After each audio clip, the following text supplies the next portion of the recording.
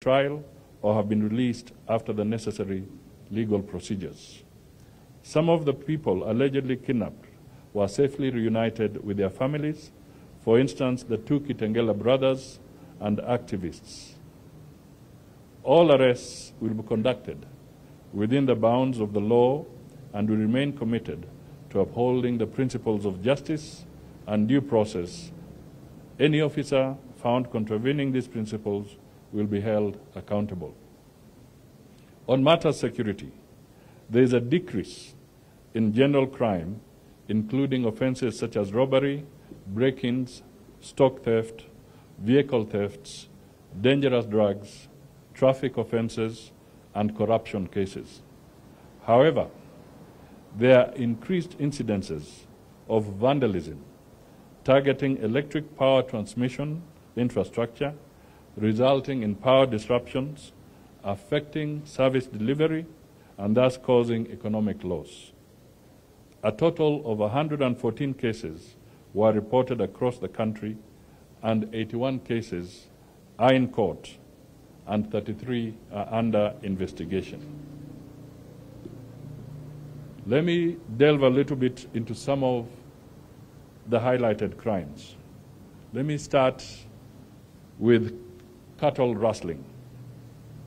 The focus on the North Rift counties involving National Police and the Kenya Defence Forces has seen a 62% decrease in cattle rustling cases in Baringo, Turkana, Samburu, Elgeyo Marakwet, West Pokot, Marsabit, Laikipia, Isiolo, and Meru counties, where certain areas were earlier gazetted as disturbed and dangerous.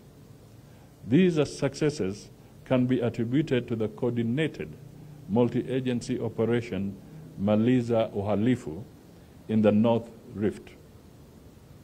Relatedly, 250 suspects, including 14 political leaders, were arrested and processed during the same period.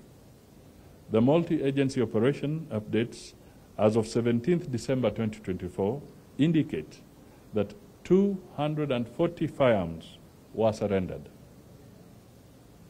while 14,598 cows were recovered. Unfortunately, 179 civilians were killed and 4 officers lost their lives. Following the resultant peace in the once volatile area, the government has completed rebuilding 11 primary schools.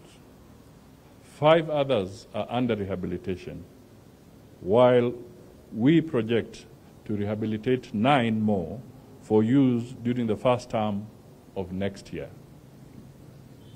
Currently, the elephant in the room in the security sector is the worrying trend of emerging cases of femicide, which have brought to fore the underlying and ongoing violations of the rights of women in particular. The country has recorded a total of 7,107 sexual and gender-based cases, gender-based violence cases, from September 2023 to date. Nairobi County recorded the highest number of SGBV cases, while Samburu and Mandera counties had the lowest incidence. There are 100 murders of women from August to November 2024. So far, the Directorate of Criminal Investigations has completed investigations on these, and the majority are pending before court. The Inspector General of Police has formed a specialized missing persons unit domiciled at the DCI Homicide Unit to deal with cases of femicide. In addition, His Excellency the President William Ruto On Tuesday, 17th of December, 2024, that is earlier this week, directed the formation of a presidential working group on femicide. The team, to be gazetted soon, is expected to deliver actionable proposals and address femicide issues within 90 days of its creation, so that there can be a structured approach based on their recommendations. On road accidents, the country has recorded an increase in serious injury due to road traffic accidents, rising by about 11% since 2023. There has, however, been a decrease in fatalities among drivers, passengers, pillion passengers, those are the ones who ride at the back of a motorcycle, and motorcyclists by 5.85%, 10%, 9%, and 10.05% respectively. The month of December normally records the highest number of fatalities. I therefore urge Kenyans in this festive season, especially public service vehicles, drivers, driving on long-distance trips, to be careful and drive safely. To ensure the safety of our people during the festive season, I give the following directives to our security enforcement officers. 1, increased police presence and patrols along major highways, both day and night, to monitor and enforce compliance with traffic laws. The enhanced patrols will serve to discourage reckless driving and speed violations, and to prevent unlicensed and overloaded PSVs from operating. 2, strict enforcement of vehicle roadworthiness regulations, including ensuring that all PSVs have valid road service licenses, either for long distance or commuter routes. This will help ensure that only safe vehicles are on the road. 3, heightened action against illegal and unlicensed PSVs to prevent them from operating as passenger transport vehicles. Such vehicles should not be allowed to carry passengers, as they do not meet the required standards for passenger safety as stipulated in the NTCA operations regulations of 2014. We need them to enforce speed limits across all major highways and prevent road crashes relating to speeding. Personal responsibility by law enforcement officers, base commanders and officers serving within their stations should do their uttermost to preserve safety and ensure no incidents occur within their jurisdictions. Every officer must be actively engaged in monitoring, reporting, and addressing any issues of non-compliance to road safety regulations. This is critical to the national road safety goal of reducing road traffic fatalities by 50% before 2028. On terrorism, Kenya has achieved milestones in the fight against terrorism and violent extremism. With the Global Terrorism Index impact score for Kenya decreasing from a high in 2023 to a medium in 2024. Our reports indicated that from January 2024 to November 2020, from January 2022 to November 2024, our officers have thwarted 47 terrorist attacks across the country. During the period, several terrorists have been neutralized. The government has also pushed for 11 successful convictions. Noteworthy Our success also came through collaborations with our international agencies and partners to thwart crime through training and equipment support. On disasters, including industrial accidents, oil spills, and chemical and gas leaks are also normally reported in the country, leading to loss of lives and long-term detrimental effects on the environment. The gas explosion in Mradi, Embakasi, where 13 lives were lost and over 300 people injured, was a significant catastrophe. To effectively mitigate the impacts of these disasters, the government continues to enforce and review legislation concerning environmental management and enhance early warning systems to predict and monitor disasters.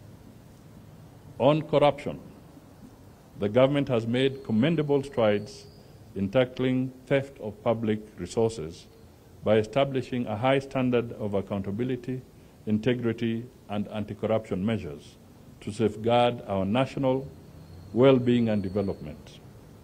A total of 49 cases of public interest have been registered in court for the prosecution involving amounts totaling to 6 billion Kenya shillings.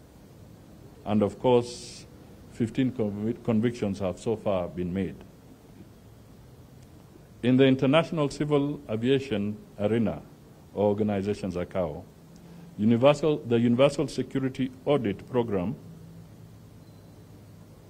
has indicated that Kenya has achieved a 91.77% rating, placing it second on the continent. This accomplishment showcases the country's commitment to ensuring the highest levels of safety and security at its airports, including Jomo Kenyatta International Airport. The enhanced multi-agency collaborations have also led to the recovery in our airports of 2,540 kilograms of elephant ivory, 14,547 kilograms of bushmeat, and 5.92 kilograms of rhino horns. Five suspects were arrested and prosecuted this year. In the mining sector, there have been instances of illegal mining activities resulting in loss of revenue to the government through tax evasion, corruption, and fraud. Most artisanal miners in Kenya are found in the following counties: Taita Taveta, Kwale, Migori, Kakamega, Vihiga, Siaya, Marsabit, West Pokot, Samburu, Garissa, Kajiado, Mandera, and Machakos. The government recently established and operationalized the Mining Police Unit to curb illegal mining. On social media and the rise of sensational and misinformation, we request citizens to be vigilant to sensationalist social media posts and seek to verify the authenticity of information posted online. While social media is an invaluable tool for disseminating news, it has unfortunately been used by several individuals to manipulate public perception and pursue political agenda inconsistent with our national interests and against the sanctity of the Constitution. And let me just give a very recent example. Earlier in the week, the Inspector General of Police flew to one of the border areas in northern Kenya, where on the social media there was a buzz that 10 miners had been buried alive in that area. the Inspector General is here. They went there physically with his team, and it turned out the information was false. So, ladies and gentlemen and fellow Kenyans, you can imagine you now remove the attention of the Inspector General from the focused area to a place where people are playing pranks. Suppose now there was a genuine emergency somewhere else. What happens? We need to address these things collectively. To our dedicated security personnel, the often unsung heroes and protectors of our safety, we owe a debt of gratitude. Your unwavering commitment, often at a great personal risk, secures the freedoms and peace we cherish. You are the guardians of our nation's security, and your sacrifices do not go unnoticed. As a nation, we honor your bravery and dedication. And ladies and gentlemen, it's important for you to note that between January to 17th December 2024, there were a total of 55 deaths. In the last 6 years, we have lost 383 officers in the line of duty. This year, 830 officers have been injured in the line of duty. This is data that is critical because we sometimes forget that the security agencies are human. On the State Department for Immigration and Citizen Services in 2024, there were remarkable strides in enhancing the service delivery and easing and expanding access to government services and fostering inclusivity in public services. We have streamlined operations to improve the service delivery and address delays in passport and document processing. On e-citizens, we have onboarded over 22,000 government services available online, and 375,000 Kenyans visit the e-citizen platform daily. Listen to that, 375,000 daily for different services. Over 13 million users are registered on e-citizen platform. We also closed down 1,130 pay bills and created a single pay bill, the famous 22222, for payment of all government services. This has resulted in the collection of Kenya shillings 900 million daily. We invested in 2 modern printers with a combined capacity of producing 500 passports per hour. This investment, in tandem with the procurement of 1 million passport booklets, the recruitment of 300 immigration officers, and modifications of physical facilities, effectively resulted in the clearance of a backlog of 609,805 passports. So basically, there is no backlog now.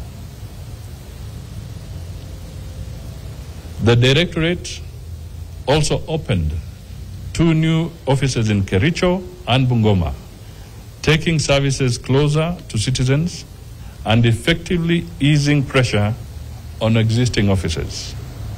To encourage the uptake of job opportunities arising out of the government's efforts to secure foreign jobs for its citizens the Directorate also set up special desks to hasten the issuance of passports. The Directorate also successfully introduced and approved 1,465,560 ETA applications, following the introduction of the visa-free regime in Kenya. During the same period, the National Registration Bureau played a critical role in strengthening Kenya's digital identity infrastructure. The introduction and the rollout of the Maisha ecosystem, whose signature features include the Maisha card, the unique personal identifier, a digital version of the Maisha card, and the Maisha integrated database that is a one-stop authentication register for all Kenyans and notable milestones. The National Registration Bureau also invested in 2 printers and live capture units to sidestep manual processes and printed 1,778,773 ID cards to effectively clear a backlog of over 600,000 pending national ID applications. It also extended to the registration of first-time ID applications to approximately 900,000 Form 4 students who are eligible to prepare for transition to tertiary institutions, and we also opened 54 new grassroots offices. At the Civil Registration Services, 35 new offices were opened. The unique personal identifier system was successfully deployed in Nairobi and Huduma centers and digitizing over 16 million records. In the period under review, the Directorate of Refugees formally introduced the Shirika Plan, which proposes the conversion of refugee camps into integrated settlements for the mutual benefit of refugees and host communities. Ladies and gentlemen, this Shirika Plan has now become a global flagship for benchmarking in dealing with refugees. This is Kenya that has pioneered and led in this Shirika Plan. In summary, the State Department of Immigration and Citizen Services made tremendous progress in 2024, achieving substantial advancements across various departments. On behalf of the Ministry of Interior and National Administration and all security agencies, I would like to wish you and your families a peaceful, joyful, and safe festive season. May we cross over to 2025 with renewed hope and a steadfast commitment to each other and our beloved nation. Asanteni sana. Thank you for listening. It was very comprehensive, and you will get it from the media officers present in the government. Asanteni sana.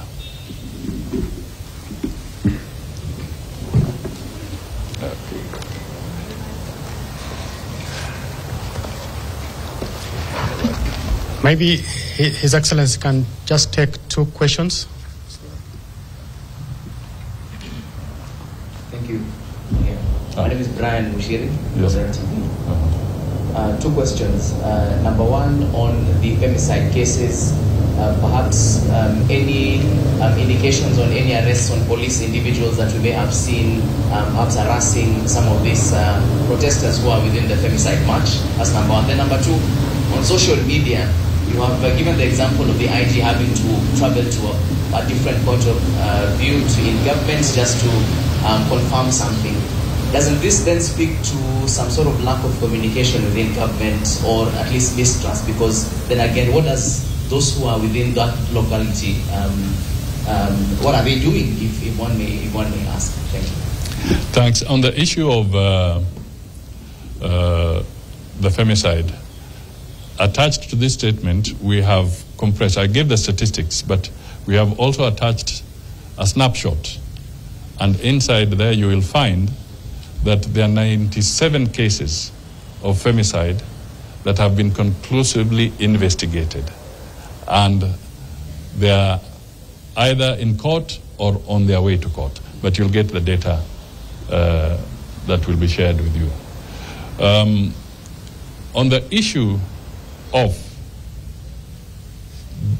the Inspector General going to Marsabit area, I think we need to look at it this way. He took the potential loss of lives of Kenyans extremely seriously. And that is why he went there. We should not try and cast aspersions on the Inspector General and his team who went there. I think we should be condemning the individuals who are circulating false information, which was not just circulating in Kenya, but you know, with technology, it was circulating all over. I think that is the contrary, the contrast that we should make here. The second thing that I just want to say on the issue of the unfortunate incident of the demonstrators, the Inspector General has taken the necessary action, and he went even further. He even had a conversation with the organizers of the demonstrations and rendered a personal apology on behalf of the government of Kenya. So that was redressed in that context. Steve Otieno for the Daily Nation. Shortly after the protests, in July we had a very disturbing case in Kwari where so many women were found, their bodies dumped. It was very good that we had the suspect in a record less than a week, then he disappeared. So where is Collins Jumaisu? Any progress on that? Well, that is something that is being followed up, and I can tell you the fact that we can stand here and share with you data of this nature involving both deaths, involving both successes, where we have had hits and where we have had misses. I just want to assure you that once the investigations are complete and all the loose ends are tied, there will be appropriate communication on this matter. Thank you. Thank you.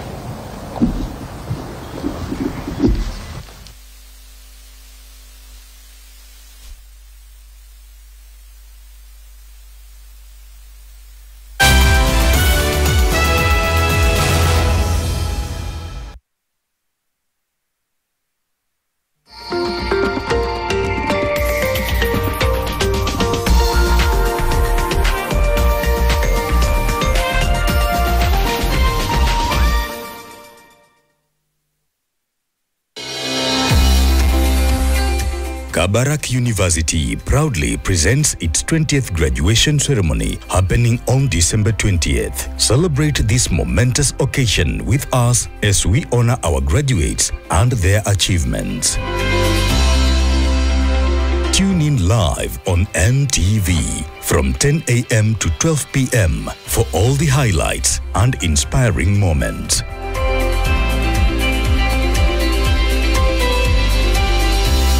Kabarak University, education in biblical perspective.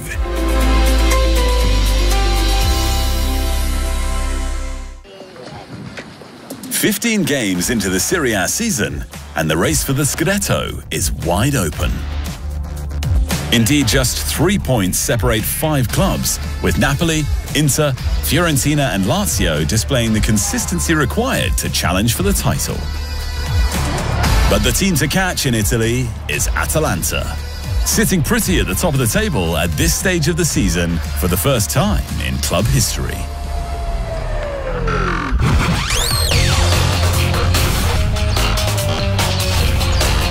Get Showmax Premier League Mobile plus 3 gigs of data for only 450 shillings. Just dial *544*37#. Only with Showmax and Safaricom. T's and C's apply.